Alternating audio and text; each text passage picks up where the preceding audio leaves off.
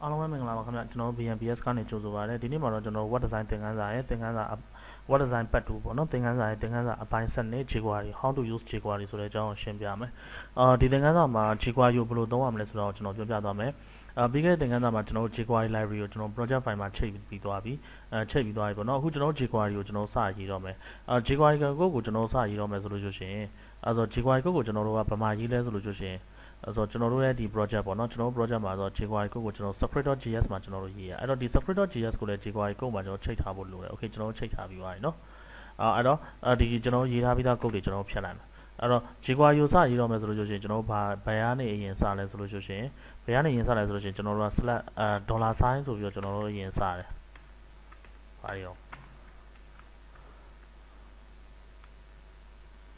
ာဆိုကျွန်တော် $sign ဆိုပြီးအရင်စတယ်ပြီးတော့လို့ရှိရင်ဒီထဲမှာကျွန်တော်တို့ကဘာရေးလဲဆိုတော့ SQL CDO က selector ရေးတယ်ပေါ့နော်$ရဲ့နောက်မှာကျွန်တော်တို့ကparenthesis တစ်ခုလိုက်တယ်ပြီးရင် selector ပါတယ်ပြီးရင် dot ပေါ့နော်သူ့ရဲ့ dot ဆိုပြီးတော့ကျွန်တော်တို့က method တစ်ခုလိုက်တယ် ACD action method တစ်ခုလိုက်တယ် method ဖြစ်တဲ့ကြောင့်မို့ကျွန်တော်တို့ဘာရေးလဲဆိုလို့ရှိရင်နောက်မှာဆိုနောက်မှာကျွန်တော်တို့ဘာရေးလဲဆိုလို့ရှိရင်ဒါဒီဟိုပါပေါ့ parenthesis လိုက်တယ်ပေါ့နော်လက်သေးကုန်းလေးလိုက်တယ်ဒါကကျွန်တော် jQuery ရဲ့ရေးထုံရေးနည်းဒီ $sign ဆိုတာကဘာလဲဆိုလို့ရှိရင် jQuery ကိုလှမ်းခေါ်လိုက်တာjQuery ကိုလှမ်းခေါ်လိုက်တာပြီးတော့လို့ရှိရင် jQuery file ကိုလှမ်းခေါ်လိုက်တာပေါ့နော်ကျွန်တော်တို့ပြီးတော့ဒီ selector ဆိုတာကဘာဆိုကျွန်တော်တို့ဘယ် element ကိုသွားပြီး select လုပ်ချင်တာလဲဆိုတော့ selector ကိုလှမ်းဖမ်းတာ哦ဒီ action ကကျွန်တော်ဖြစ်စေချင်တာကိုကျွန်တော်တို့ကရေးတာပေါ့နော်ဆိုတော့ action method ကိုကျွန်တော်တို့ကရေးတာ okay အဲ့တော့အခုပြောဒါအခုကျွန်တော်ပြောရတာဒါအပြီးပဲ jQuery ရဲ့ basic syntax ပဲပေါ့နော်ကျွန်တော်နမူနာရေးကြည့်မယ်အဲ့တော့နမူနာရေးကြည့်မယ်ဆိုတော့သူ့ကိုပဲကျွန်တော်နမူနာရေးကြည့်မယ်နမူနာရေးကြည့်ကျွန်တော်ရှင်းရှင်းလေး $sign ဆိုပြီးကျွန်တော်ရေးတယ်ကျွန်တော်တို့ကဒီထဲကနေကျွန်တော် h1 element ပေါ့နော်ဒီမှာကျွန်တော်ရေးထားတဲ့ welcome to ဆိုတာလीနော်ဒီ h1 element ကိုကျွန်တော်လှမ်းဖမ်းနေတာဖြစ်တဲ့ကြောင့်မို့ကျွန်တော်ဒီထဲမှာဘာရေးလဲဆိုတော့ h1 ဆိုပြီးဒီလိုရေးတယ်အဲ့တော့သူက JavaScript တစ်မျိုးသူလည်း JavaScript ပဲဖြစ်တဲ့ကြောင့်မို့သူကဒီ parenthesis ထဲမှာရေးတဲ့ဥစ္စာတွေအားလုံးဒီ single quote သုံးဖို့ double quote နဲ့ရေးရမှာကျွန်တော် h1 လို့ရေးလိုက်လို့ရှိရင် single quote သုံးဖို့ double quote ကုတ်ပေးရ okay ဒါဆိုလို့ရှိရင်ဆိုတော့ selector ဖြစ်သွားပြီအတူတူပဲတွေ့လား CSS မှာလှမ်းဖမ်းတော့ကလည်း h1 နဲ့လှမ်းဖမ်းတယ်ကျွန်တော်အခု jQuery မှာလှမ်းဖမ်းတော့ကလည်း h1 လေးပဲရေးပြီးလှမ်းဖမ်းတာJavaScript ဆိုလို့ရှိရင်ကျွန်တော်ဖမ်းတာဟော document.get element by ဘာညာ quick ကွာဆိုကျွန်တော်လှမ်းဖမ်းတာအရင်ပြင်ပန်းတာเนาะအဲ့တော့ကျွန်တော်တို့ကဘာလုပ်ချင်တာလဲဆိုလို့ရှိရင်ခဏလေး go live ကို run လိုက်မယ်ကျွန်တော်တို့ကဘာလုပ်ချင်တာလဲဆိုလို့ရှိရင်ဒီ element ကိုဟောပေးလိုက်မယ်เนาะကျွန်တော်ဘာလုပ်ချင်တာဆိုဒီ element ကိုကျွန်တော်တို့က hide လုပ်ချင်တာတဲ့လားပိတ်ချင်တာဒီ element ကိုကျွန်တော်ဖျောက်ချင်တာအဲ့တော့ဖျောက်ချင်တာဆိုတော့ dot ဆိုပြီးတော့ action method ဆိုတာဒါကိုပြောတာ hid hide ဆိုပြီးတော့ကျွန်တော်ကရေးလိုက်တယ်ဒါဆိုလို့ရှိရင်တော့ဟိုဘက်မှာပျောက်သွားမပျောက်ဘူးဘာကြောင့်မပြောတာလဲဆိုလို့ရှိရင်ကျွန်တော်ထင်တယ် CDN လေးကျွန်တော် CDN ချိန်တာ error တက်နေလို့မပြောတာသိလားဆိုအဲ့တော့ကျွန်တော်ဘာလုပ်လို့ရလဲဆိုလို့ရှိရင်ကျွန်တော်ခုန CDN ချိန်တာ error တက်နေဆိုကျွန်တော်ခုန code ကိုကျွန်တော်ကပြန်ချိန်လို့ရအဲ့တော့ jQuery file ကိုပြန်သွားမယ်ကျွန်တော်HTML file ကိုပြန်သွားပြီးတော့လေ script src ဆိုတဲ့နေရာမှာကျွန်တော်ဒီကောင်ဖြတ်ချလိုက်script src resource မဟုတ်เนาะ vendor တွေကကျွန်တော်က JS file တွေကကျွန်တော်တို့ဘယ်အောင်ဖမ်းမှလဲဆိုလို့ရှိရင်JS ဆိုနေပါအောင်ကျွန်တော်ဘယ်ထဲရောက်อ่ะ vendor တွေက JS file တွေကျွန်တော်မစိရသေးဘူးနဲ့တူတယ်ဟောအဲ့တော့ထားပါတော့အဲ့ဆိုကျွန်တော်ပြန်ဖမ်းရမှာပါเนาะအဲ့တော့jQuery ဆိုပြီးကျွန်တော်ပြန်ဝင်လိုက်မယ်ပြီးမှ jQuery.com သွားမယ်ပြီးသွားလို့ရှိရင်ကျွန်တော်တို့ download သွားမယ်ပြီးသွားလို့ရှိရင်ကျွန်တော်တို့ production ကိုသွားမယ်ဒီကောင် file တွေအကုန်လုံး copy ယူမယ်ပြီးသွားလို့ရှိရင်သူတွေကနေပြီးတော့ကျွန်တော်တို့ဘယ်ကိုသွားမလဲဆိုတော့ file တစ်ခုစပြီးစောင့်ပါအောင်เนาะJS folder ရဲ့အောက်မှာပဲကျွန်တော်တို့ file တစ်ခုစစောင့်ပါအောင်เนาะအဲ့တော့သူ့ကိုကျွန်တော်တို့က jQuery.js ပေါ့เนาะအဲ့ဆို file တစ်ခုနာမည်တစ်ခုပေးလိုက်ပြီးရင်ကျွန်တော်တို့ file save ပေါ့ okay အဲ့ဒါဆို file save ပြီးသားဖြစ်သွားမှာเนาะဟိုရဆိုပြီးသွားပြီဆိုလို့ရှိရင်ကျွန်တော် vendor တွေက JS ထဲမှာဆိုကျွန်တော်တို့ကသွားပြန်ချိန်ပါအောင်เนาะဒီမှာဒီဟာပြီးသွာ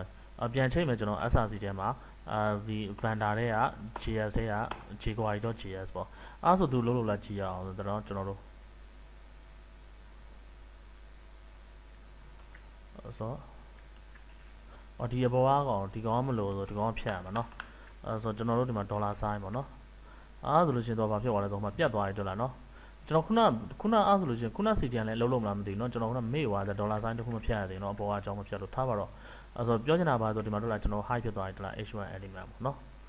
ဟုတ်ပြီเนาะဒါကိုပြောချင်တာအဲ့တော့ကျွန်တော်တို့ကဒီ method တွေမှာကျွန်တော် close ချင်တာကိုရေးပေးလိုက်ရုံပဲပေါ့เนาะအဲ့တော့ HTML element ကိုအခုလိုမျိုးကျွန်တော်တို့တန်းမပြောက်ချင်ဖြည်းဖြည်းလေးပဲပြောက်ချင်တယ်ဆိုဒီ height ထဲမှာကျွန်တော်တို့က900ဆိုပြီးထည့်ပေးလိုက်ဒီ900ဆိုတာဘာကိုပြောချင်တာလဲဆိုလို့ရှိရင်သူကလေ900ဆိုတာဘာကိုပြောချင်တာလဲဆို millisecond ကိုပြောချင်တာတစ်စက္ကန့်မှာကျွန်တော်တို့1000 millisecond ရှိရ900 millisecondဆိုစက္ကန့်1အတွင်းမှာပြောက်လို့ပြောချက်ချင်းမပြောင်းနဲ့လို့ပြောအဲ့ဆို file save လိုက်မယ် အဲ့ဒါသူပြောင်းသွားတယ်လား okay တို့လားဟုတ်ပြီနော်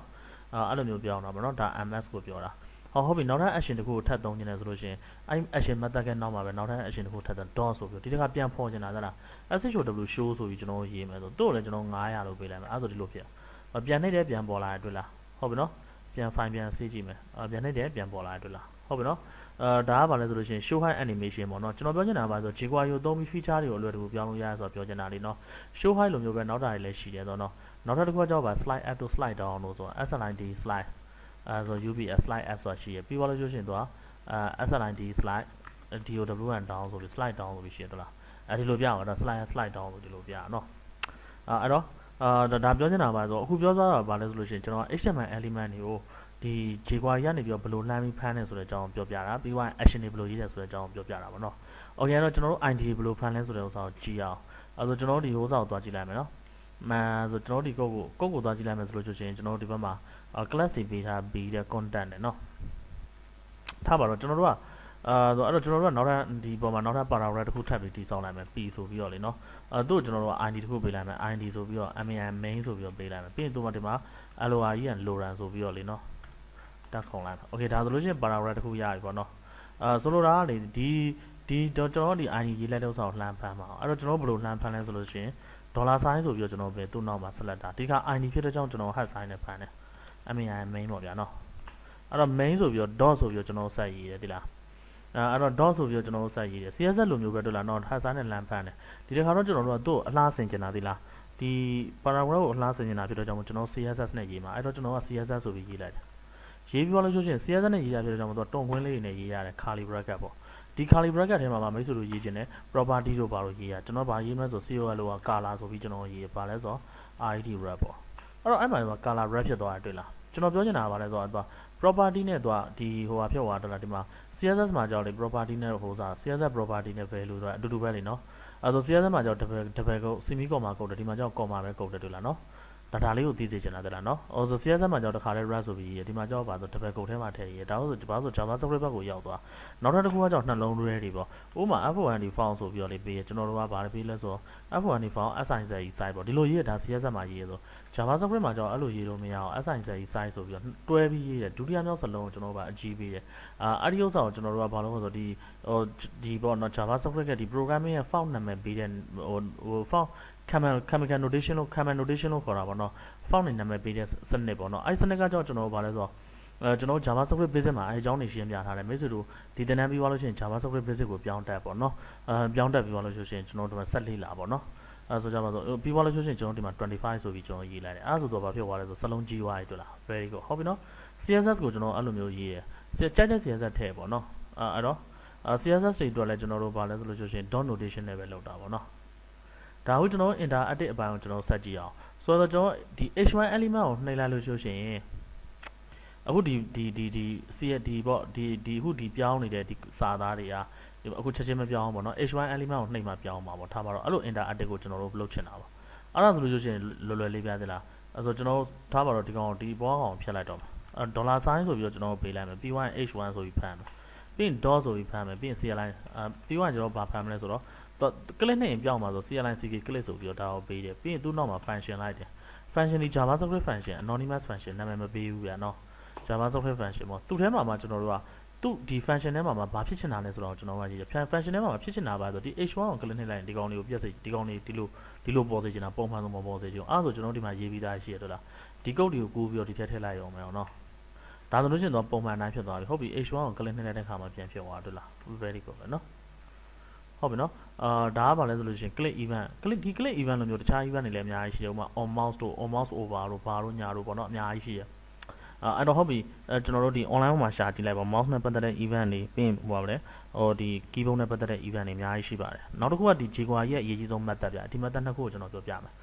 ်ပထမတစ်ခုကကြောင့် document.ready သူ့ကိုကျွန်တော်ဘယ်လိုရေးလဲဆိုလို့ရှိရင်$sign ဆိုပြီးတော့ document ဒီ document ပြီးသွားလို့ရှိရင် .ready ready ဆိုပြီးတော့ဒီလိုရေးတယ်ပြီးရင်သူ့ထဲမှာကျွန်တော် function ဆိုပြီးလိုက်တယ်ပြီးသွားလို့ရှိရင်ဒီထဲမှာအဲ့တော့ဆိုလိုတဲ့သဘောတရားဒီ document ဆိုတာဒီ JavaScript မှာတော့ကျွန်တော်သေချာလေးရှင်းပြထားတယ်ဒီ document ဆိုတာဘာလဲဆိုလို့ရှိရင်ကျွန်တော်တို့ HTML ကျွန်တော်တို့ကဒီဘက်မှာ HTML element တွေရေးလိုက်တယ်ရေးလိုက်တဲ့ဥစ္စာကိုဒီ browser မှာရှိတဲ့ engine ကနေပြီးတော့လာဖတ်တာပေါ့နော် code တွေကို ဒီ code တွေကိုလာဖတ်တဲ့အခါမှာသူကဖတ်ပြီးသွားလို့ဆိုရင်သူကဘာလို့လဲဆိုလို့ရှိရင် document တစ်ခုတည်ဆောက်လိုက်တယ် document object တစ်ခုတည်ဆောက်လိုက်တယ်အဲ့ဒါကိုကျွန်တော်တို့ကအဲ့ document object တည်ဆောက်လိုက်တဲ့ဥစ္စာဒီ h1 နေဆိုလို့ရှိရင် property တွေဖြစ်သွားတာတော့ပေါ့အဲ့လိုပုံစံမျိုး method တွေရှိရဆိုထားပါတော့ဆိုအဲ့ဒီ document object ကြီးတစ်ခုတည်ဆောက်လိုက်တယ်ပေါ့နော်အဲ့တော့ပြောချင်တာကဘာလဲဆိုလို့ရှိရင်ကျွန်တော်ရေးထားတဲ့ code တွေနဲ့ဒီ HTML code တွေနဲ့ဟိုဘက် document object တွေနဲ့အတူတူပဲအဲ့ဆိုသူ့ရဲ့ rule ရဒီ document object ပေါ်မှာ document object ထဲမှာရှိတဲ့ code တွေဒီရဲ့ browser မှာရှိတဲ့ code တွေနဲ့တူရမယ်ပေါ့နော်အဲ့လိုပုံစံမျိုးပေးထားဖြစ်တဲ့ကြောင့်မို့ဒါအတူတူပဲအဲ့ဆို code တွေအဲ့ document object ထဲမှာရှိတဲ့ code တွေကိုကျွန်တော် document object ထဲမှာရှိတဲ့ code တွေ document ကြီးတစ်ခုလုံး ready ဖြစ်သွားတဲ့အချိန်ကြတော့မှဒီကောင်တွေဒီ code ဒီ function တွေက code တွေလုံးပါလို့သူကဆိုလိုတာအဲ့တော့ပြောချင်တာကဘာလဲဆိုလို့ရှိရင် document ကြီးအချိန်ဖြစ်သွားတဲ့ဆိုတာဒီစာသားတွေတက်လာမယ်ကျွန်တော်တို့ကဟုတ်တယ်မလား browser ဖွင့်လိုက်လို့ရှိရင်စာသားတွေ website ဖွင့်လိုက်စာသားတွေတက်လာမယ်ပုံတွေတက်လာမယ် video file တွေတက်လာမယ်အဲ့ဒါတွေအကုန်လုံး ready ဖြစ်တော့မှတက်ကောင်ဒီကောင်တွေလုံးပါဆိုတော့ဘယ်ဒီအခုကျွန်တော်ပြောတဲ့ inter edit တွေလုံးပါလို့ပြောတာပြောချင်တာကဘာလဲဆိုတော့ jQuery code တွေရေးလို့ရှိရင်အရင်ဆုံးဒီ document.ready ဆိုတာပါတယ်တဲ့လားမပါဘဲနဲ့ဟိုပုံတွေမတက်ဖဲနဲ့ဟိုဟာတွေမတက်ဖဲဒီဟာတွေမတက်ဖဲနဲ့တော့ဒီကောင်ကြီးလုံးမလို့စီကျွန်တော်ဒီကောင်ထည့်ပေးရတော့ document.ready အဲ့ဆိုကျွန်တော်ပြောချင်တာပါဒီ code တွေအခုကျွန်တော်ရေးတဲ့ code တွေအားလုံးဒီ document.ready function ရဲ့အထဲမှာဖြစ်ရမယ်လို့ပြောချင်တာသဘောပေါက်လားမသိကျွန်တော်ဒါ jQuery နဲ့ပတ်သက်ပြီးတော့ပြောတာဟိုရင်တော့ကျွန်တော်ဒီ jQuery နဲ့ပတ်သက်ပြီးတော့ video file ကိုအစားဆုံးသွင်းခဲ့ဘူးတယ်တော်တော်များများလည်းပြသင်ခန်းစာ100နီးပါးလောက်ရှိရဆိုတော့အဲ့ဆိုကျွန်တော်ဟိုစာမှာလေဟို AID မှာ video တွေရောင်းတယ် web development part 2ဆိုပြီးတော့ရောင်းတယ်ဆိုကျွန်တော်အတန်သွင်းခဲ့ဆိုတော့ excellent sign တွေမှာပေးဝယ်လို့ရ excellent sign တွေမှာဝယ်လို့ရအောင်မယ်နဲ့တူတယ်ကျွန်တော်တို့သိချာမပြောတတ်ဘူးတကယ်လို့မိတ်ဆွေတို့ဒီ jQuery နဲ့ပတ်သက်ပြီးစိတ်ဝင်စားသေးရဆိုလို့ရှိရင်ကျွန်တော်ဒီဥစားလုပ်ပေးမယ်ကျွန်တော်ပြန်သွင်းပေးမယ်ဒါပေမဲ့ကျွန်တော်တို့သိတော့မကြိုက်တော့ဘူးပေါ့နော်ဒါပေမဲ့မဟုတ်ကျွန်တော်တို့ဒီအရန်လေးလာခြင်းပါတယ်ဆိုပြီးတော့တောင်းဆိုတာများတယ်ဆိုလို့ရှိရင်တော့ကျွန်တော်လေးလာပြီးတော့ကျွန်တော်အတန်သွင်းပေးမယ်ဗျာနော်အဲ့ဒါအခုလောလောဆယ်တော့ကျွန်တော်ဒီဥစားတော့ iPad တော့လှည့်နိုင်မှာမဟုတ်သေးဘူးလောလောဆယ်တော့ကျွန်တော် basic တွေပဲပြောမှာပေါ့နော်ထားပါတော့အဲ့တော့ဒီ document.write နဲ့အတူတူကျွန်တော်တို့ဒီ document.write နဲ့အတူတူနောက်ထပ်ပေါ့နောက်ထပ်ကျွန်တော်နောက်ထပ်ဒီအပြိုင်ပေါ့ function တစ်ခုရှိတယ်အဲ့ဒါဘာလဲဆိုတော့ window onload window onload ကကျွန်တော်တို့ရေးတဲ့ပုံစံနည်းနည်းလေးစမ်းတယ် $sign ဆိုပြီးတော့ကျွန်တော်ပေးရပြီးသူထဲမှာ window window ဆိုပြီးပါတယ်เนาะအဲ့မှာကျွန်တော်တို့ခုပြောချင်တယ်ဒီလား document ကို window ရောဒီဘာလဲဆိုရှင်သူတို့က special တွေဖြစ်တဲ့အတွက်ကြောင့်မို့လို့ဒီ special function တွေဖြစ်တဲ့အတွက်ကြောင့်မို့လို့သူတို့ကဘာလဲဒီလိုမျိုးကျွန်တော်တို့ဘာဆို single code တွေ double code တွေကုတ်เสียမလို့ဒီတိုင်းရေးရတယ်ဒီလားတော့ဒီမှာ ready document ready သုံးတယ် window ကကျတော့ on သုံးတယ် .on လို့ခေါ်တာเนาะအဲ့တော့ပြောချင်တာဒီမှာရှိနေတဲ့ဒီကောင်တွေပေါ့ဒီမှာရှိနေတဲ့ဒီ document ပဲဖြစ်နေ window ပဲဖြစ်နေပေါ့ဒီမှာရှိနေတဲ့ကောင်တွေကဘာလဲဆိုလို့ရှိရင်ဟာဒီ browser ယူကိုခေါ်တာဒီ window on လို့ဆိုတာလေဒီ browser window ယူပြောဒီ window ဒီကောင်ယူပြောတာပါ window on လို့ဆိုတာလေเนาะထားပါတော့ window ဆိုပြီး on ဆိုပြီးသူ့နောက်မှာကျွန်တော်လိုက်တယ်အမှန်တကယ်တော့ window on ဆိုပြီးလိုက်တယ်ပြီးတော့ကျွန်တော်ဘာကြီးလဲဆို single ကုန်းနဲ့ load လို့ဆိုပြီးကျွန်တော်ရေးပြီးသွားရှင် comma ပြီး function ပေါ့เนาะအတူတူပဲပေါ့เนาะရေးပုံရေးနေရ window on လို့သုံးမယ်ဆိုလို့ရှိရင်ဒီ code တွေအကုန်လုံးပဲထည့်သွားထည့်ရတယ်ဆိုတော့ဒီ window on လို့ function ကိုထည့်ရအဲ့တော့ဘာကွာလဲပေါ့เนาะနောက်အခုကျွန်တော်ရေးပြသွားတဲ့ဒီ document.ready နဲ့ window on လုံးနဲ့ method နှစ်ခုကဘာကွာလဲဆိုလို့ရှိရင်အားလုံးဒီပါအတူတူကြီးပဲဆိုတော့အဲ့တော့ကျွန်တော်တို့ကအားလုံးဒီပါတော့အတူတူကြီးပဲဒါပေမဲ့ကွဲတဲ့နေရာရှိတယ်ကွဲတဲ့နေရာဘာလဲဆိုရှင်ကျွန်တော်တေချာပြောပြမယ်မိတ်ဆွေတို့ website ကိုဝင်လိုက်တယ်အထူးသဖြင့်ကျွန်တော် Facebook တို့ YouTube တို့ဝင်လိုက်လို့ဆိုရှင်ချက်ချင်းတက်မလာတာတွေရှိတယ်ဥပမာ YouTube ဆိုလို့ရှိရင် frame ကြီးအရင်တက်လာတယ်တက်လာပြီးတော့မှနောက်ကနေပြီးတော့ကျွန်တော်တို့ဓာတ်ပုံvideo file တွေတက်လာတယ်မိတ်ဆွေတို့ဒါကြုံဘူးတယ်မလားဟုတ်ပြီကျွန်တော်လည်းခဏကြုံဘူးတယ်အဲ့လိုအခြေအနေမျိုးကိုကျွန်တော်က document.ready လို့ခေါ်တယ်ဒီလားပြောချင်တာပြ frame တော့တက်လာပြီးပုံတွေတက်မလာဘူးကျွန်တော်စာတွေတက်မလာသေးဘူးအဲ့ဒီအခြေအနေကိုကျွန်တော် document.ready လို့ခေါ်တာ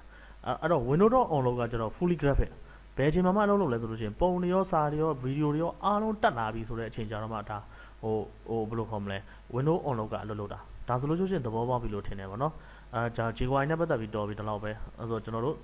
ဒီနားကိုဒီနားမှာနားအောင်ကျွန်တော်တို့ဒီ BMBS learning မြန်မာကနေပြီးတော့မိတ်ဆွေတို့တခြားသင်ခန်းစာတွေလည်းမှာလို့ရတယ်Excel beginner to advanced အခွင့်မှာလို့ရတယ်JavaScript programming ပေါ့နော် beginner to advanced မှာလို့ရတယ် web design crazy course ပေါ့အခု course ကိုမှာလို့ရတယ်ပြီးရင် Kotlin beginner to advanced ကိုလည်းကျွန်တော်တို့မှာလို့ရတယ်ပေါ့နော်ဒါပဲကျွန်တော်တို့ဟိုစာတန်းလေးတွေပါ Okay အဲ့တော့ကျေးဇူးတင်တယ်ဒီသင်ခန်းစာကိုကျွန်တော်တို့ဒီမှာရပ်လိုက်မယ်